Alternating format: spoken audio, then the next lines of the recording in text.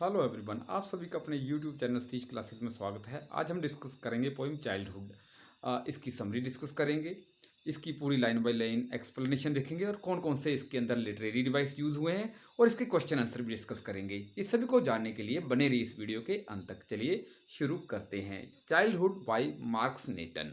इस पोइम के अंदर क्या बताया गया है?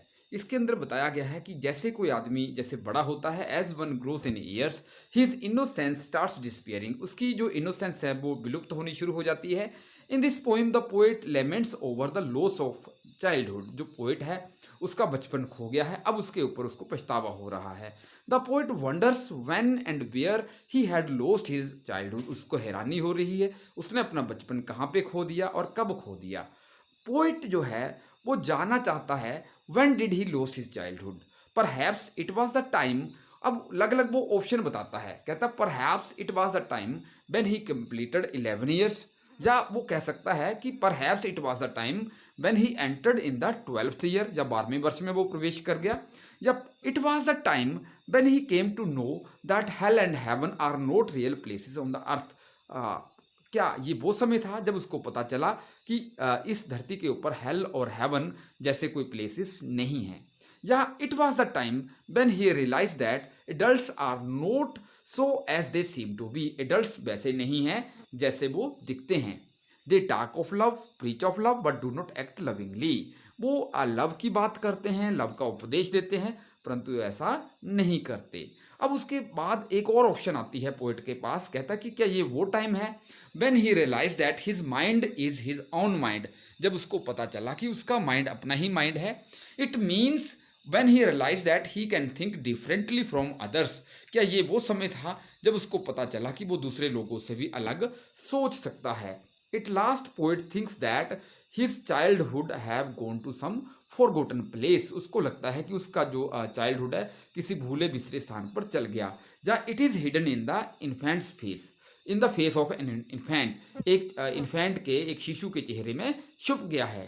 दस the poet laments over the loss of his childhood. आगे हम इसका स्टेंजा देखते हैं। फर्स्ट देखिए, फर्स्ट स्टेंजा है when did my childhood go. अब देखिए पोएट हमारे लिए क्वेश्चन जहाँ पे रेज कर रहा है कि मेरा चाइल्डहुड कब चला गया। अब ऑप्शन बताता है इसके लिए, अलग अलग वो विकल्प सोचता है कौन से। कहता was it day I cease to be 11, क्या ये वो दिन था जब मेरे पूरे 11 वर्ष हो गए, या कहता कि ये वो दिन था when I enter the 12th year, मैं 12वें वर्ष में प्रवेश कर गया। या आगे एक और ऑप्शन है, कहता वाज इट द टाइम, क्या ये वो समय था I realise that hell and heaven could not be found in geography, जब मुझे पता चला कि इस धरती पर स्वर्ग या नर्क जैसी कोई जगह नहीं है। जैसे बच्चों को, छोटे बच्चों को कहानियां सुनाई जाती हैं स्वर्ग की, नर्क की, लेकिन जब ये 11 वर्ष के पूरे हो गए तो इसके अंदर क्या है, रैशनैलिटी, रीजनिंग पावर डेवलप होगी। अब बच्चे को पता चल गया कि हेल एंड हेवन कहीं भी नहीं इस ब्रह्मांड में पाए जाते। And therefore could not B was that day, हाँ ऐसा नहीं हो सकता कि कहता कि ये वो दिन है। तो देखिए इस स्टेंजा के अंदर अब लिटरेरी डिवाइस कौन कौन से हैं। पहला लिटरेरी डिवाइस है रिफ्रेन। देखिए रिफ्रेन, अब रिफ्रेन क्या है, रिफ्रेन का मतलब रेपिटिशन। देखिए यहाँ पे एक लाइन है when did my childhood go was that day, ये बार बार रिपीट हो रहा है, तीनों स्टेंजा में ही ये लाइन आ रही है। तो रिफ्रेन का मतलब बार बार रेपिटिशन होना। सिर्फ जो फोर्थ स्टेंजा है जहाँ पे, वहाँ पे वेन की जगह वेयर आ गया है, जहाँ पे वेन की जगह वहाँ पे वेयर लिखा है फोर्थ स्टेंजा में। तो रिफ्रेन पहला लिटरेरी डिवाइस इस पोएम के अंदर यूज हुआ वो है रिफ्रेन, मीन्स कि बार बार ये लाइन आ रही हैं। कौन सी, व्हेन डिड माई चाइल्डहुड गो।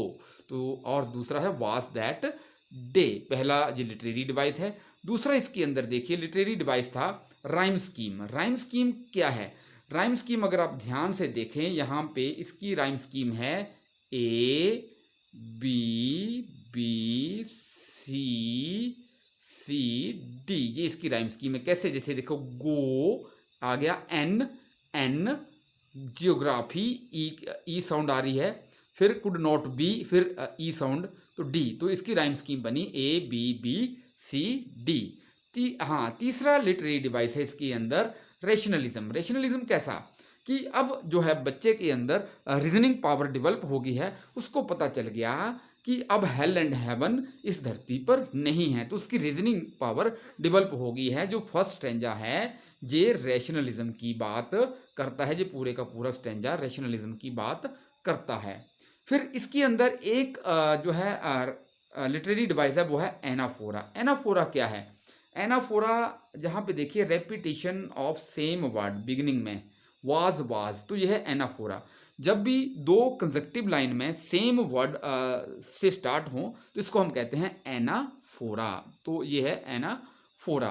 फिर इसके अंदर जो है एजोनेंस भी जो है लिटरेरी डिवाइस यूज हुआ है। साउंड ई जहाँ पे बहुत प्रोमिनेंट है, अगर आप देखें जहाँ पे सेकंड लाइन में, हाँ साउंड ई यहाँ पे was it the day I cease to be 11, जहाँ पे साउंड ई बहुत प्रोमिनेंट है सेकंड लाइन के अंदर देखिए यहाँ पे, और थर्ड लाइन के अंदर भी साउंड ई बहुत ज़्यादा प्रोमिनेंट है। तो ये है एजोनेंस।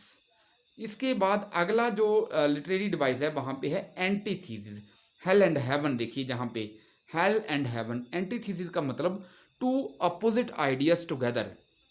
तो हेल का अपोजिट क्या है? हेवन है। जब भी दो अपोजिट आइडियाज इकट्ठे लिखे जाएं तो उसको हम कहते हैं एंटीथीसिस। एक इसके अंदर और लिटरेरी डिवाइस है वो है एलिट्रेशन। एलिट्रेशन का मतलब क्या होता है? सेम वर्ड का दो क्लोजली कनेक्टेड वर्ड जो हैं सेम लेटर से शुरू होते हैं, जैसे द टाइम तो टी से स्टार्ट हो रहा है, और यहाँ हेल एंड हेवन एच से, तो ये हुआ इसमें एलिट्रेशन। तो अगला स्टैंजा हम देखते हैं। When did my childhood go? मेरा चाइल्डहुड कहाँ पे चला गया? Was it time I realized that adults were not all they seem to be? क्या ये वो समय था कि एडल्ट जो बड़े लोग हैं वो वैसे नहीं हैं जैसे वो दिखने में प्रतीत होते हैं। They talk of love and preached of love, वो लव की बात करते हैं, लव को प्रीच करते हैं, but did not act so lovingly, इतनी लविंगली बात नहीं करते। Was that the day? क्या ये वो दिन था?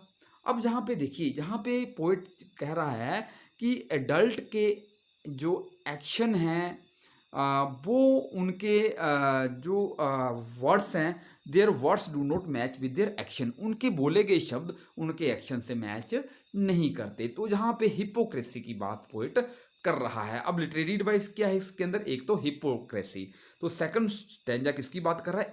हिपोक्रेसी की। क्यों? Because adult talk of love, preach of love, but they do not act so lovingly, परंतु ऐसा वो नहीं करते। We can say that their actions do not match with their saying, जो भी वो कहते हैं। और इसके अंदर एलिट्रेशन भी यूज हुआ है, जैसे यहाँ पे देखिए the time, T sound repeat होगी। फिर इसके बाद जहाँ पे है दे टाक्ड, तो टी आ गया, टी आ गया। एक इसके अंदर एक और लिटरेरी डिवाइस है, वो है देखिए, वो है was it the time I realise that adults were not all they seem to be. यदि आप ध्यान से देखें यहाँ पे सेकंड और थर्ड लाइन, ये सेकंड और थर्ड लाइन पूरा एक सेंटेंस है, लेकिन जहाँ पे क्या है सेकंड जो है ये इसको एक लाइन में नहीं लिखा, इसको आगे इसका जो इस सेंटेंस का अगला पार्ट है वो थर्ड लाइन में लिखा गया है। तो ऐसा क्यों? कोई भी पंक्चुएशन मार्क नहीं लगाया गया है। जब भी हम किसी सेंटेंस को तोड़ के अगली लाइन में लिखें तो बिना पंक्चुएशन मार्क के उसको हम कहते हैं इंजॉयमेंट। तो जहाँ पे इंजॉयमेंट, जिस सेकंड और थर्ड लाइन क्या शो कर रही है? इंजॉयमेंट, क्योंकि ये पूरा एक सेंटेंस है लेकिन इसको तोड़ के अगली लाइन में लिखा गया है और कोई भी पंक्चुएशन मार्क नहीं लगाया गया है। तो यहाँ पे इंजॉयमेंट का प्रयोग किया गया है। नेक्स्ट स्टेंजा देखिए। When did my childhood go? मेरा बचपन कहाँ पे चल गया? Was it when I found that my mind was really mine? जब मुझे पता चला कि मेरा माइंड मेरा ही है। हाँ, अब देखिए पोइट सोचता है कि उसको अपनी इंडिविजुअलिटी के बारे में पता चल गया, उसको पता लग गया कि वो दूसरे लोगों से अलग सोच सकता है। To use whichever way I choose, मैं अपने माइंड को यूज कर सकता हूँ जैसे मैं चाहता हूँ। प्रोड्यूसिंग थॉट्स, अपने विचार पैदा कर सकता हूँ, that were not those of other people, जो दूसरे लोगों के ना हों, बट माई ओन, परंतु वो मेरे हों, माइन अलोन, केवल मेरे हों। वाज दैट डे, क्या ये वो दिन था जब मेरा बचपन चला गया, जब मैंने अपने आप को पहचाना, मुझे पता चला कि मेरे विचार केवल मेरे ही हैं। तो लिटरेरी डिवाइस क्या है?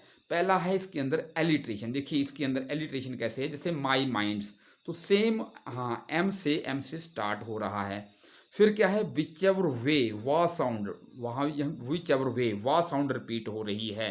फिर थॉट्स दैट, तो the sound thoughts that, the sound repeat हो रही है तो एलिट्रेशन है पहला लिटरेरी डिवाइस।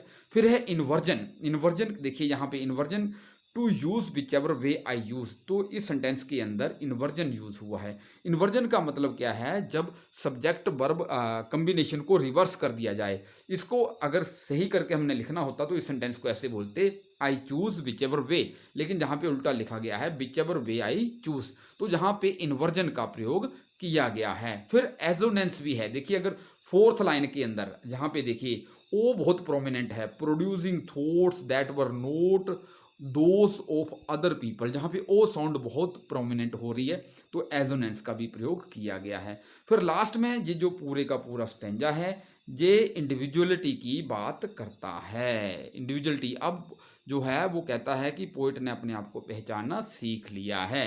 लास्ट स्टेंजा देखिए सबसे ज़्यादा पोइटिक है ये, where did my childhood go. अब देखिए वेयर से शुरुआत कर रहा है, तीन स्टेंजा में वो बात करता है कि व्हेन, कब मेरा खोया। लास्ट स्टेंजा में कहता है कि मेरा बचपन कहाँ चला गया। It went to some forgotten place, देखिए ये कहता है किसी भूले बिसरे प्लेस पे चला गया। That's hidden in an infants face, जो किसी बच्चे के चेहरे में छुपा है।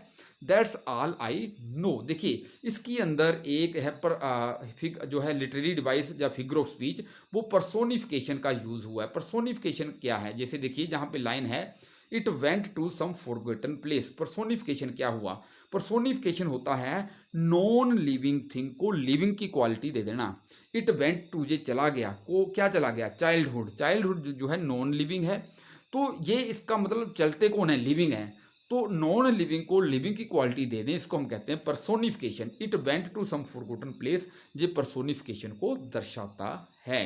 तो चलिए अब क्वेश्चन आंसर डिस्कस करते हैं। फर्स्ट क्वेश्चन देखिए, identify the stanza that talks each of the following, individuality, rationalism, hypocrisy. तो आप लिख सकते हैं stanza 1 talks of rationalism, stanza 2 talks of hypocrisy, stanza 3 talks of individuality. Next question देखें, but according to the poem is involve in the process of growing up, बड़े होने में क्या चीज़ इन्वॉल्व है। तो इसका आंसर लिख सकते हैं as a person grows up, जैसे कोई पर्सन बड़ा होता है, he becomes rationalist and egoist and hypocrist, वो रेशनलिस्ट बन जाता है, ईगोइस्ट बन जाता है, अहमवादी बन जाता है, एंड हिपोक्रेट, डोंगी बन जाता है। He accepts nothing that is not logical, जो लॉजिकल ना हो वो उसको एक्सेप्ट नहीं करता। He loses faith in God, भगवान में विश्वास खो देता है। He does not believe in hell और हेवन, वो हेल और हेवन में विश्वास नहीं करता। He becomes very conscious of his self, अपने आप के प्रति बहुत सचेत हो जाता है। He wants to follow his own ideas and desires, वो अपने डिज़ायर्स और आइडिया को फॉलो करना चाहता है। ही बिकम्स एन ईगोइस्ट, वो एक ईगोइस्ट बन गया। ही becomes hypocritical in his behaviour, वो अपने बिहेवियर में हिपोक्रिटिकल, ढोंगी बन जाता है। He does not always mean what he cess, उसका मतलब वो नहीं होता जो वो कहता है। He talks of love and preaches of love, love की बात करता है, लव का उपदेश देता है, but is not so loving in his actions, वो अपने एक्शंस में इतना लविंग नहीं होता। In short he loses all the innocence of his childhood, वो अपने चाइल्डहुड की सारी इनोसेंस खो देता है। नेक्स्ट क्वेश्चन देखिए, what is the poets feeling towards childhood, poet की फीलिंग टुवार्ड चाइल्डहुड के प्रति क्या है। तो इसका आंसर आप लिख सकते हैं the poet regards childhood as a period of heavenly innocence, इसको एक हेवनली देवीय जो है मासूमियत मानता है चाइल्डहुड को। ए चाइल्ड, हाँ जहाँ पे देखिए इन लिखा है, इन नहीं आएगा, जहाँ पे आएगा is. A child is free from all earthly evils, आप इसको ठीक कर लेंगे, इन नहीं लिखेंगे, आप लिखेंगे a child is free from all earthly evils. He knows no hypocrisy, उसको कोई भी ढोंग नहीं आता। He is free from any sense of ego, वो किसी भी जो है ईगो से। नेक्स्ट क्वेश्चन देखिए, which do you think the most poetic lines are, why, कौन सी लाइन पोएटिक है और क्यों। तो इसका आंसर लिख सकते हैं आप, the last 4 lines of the poem are the most poetic. Here the poet creates a lovely image of an events face, infant के फेस की लवली इमेज क्रिएट करता है।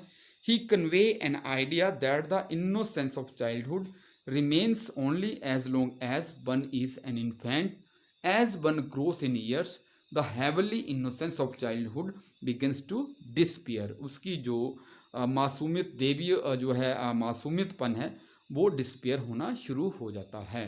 So thanks for watching video. इस video को share करें, like करें और इस मेरे चैनल को सब्सक्राइब करें ताकि मुझे इस तरह के वीडियो बनाने की मोटिवेशन मिलती रहे। So have a nice day.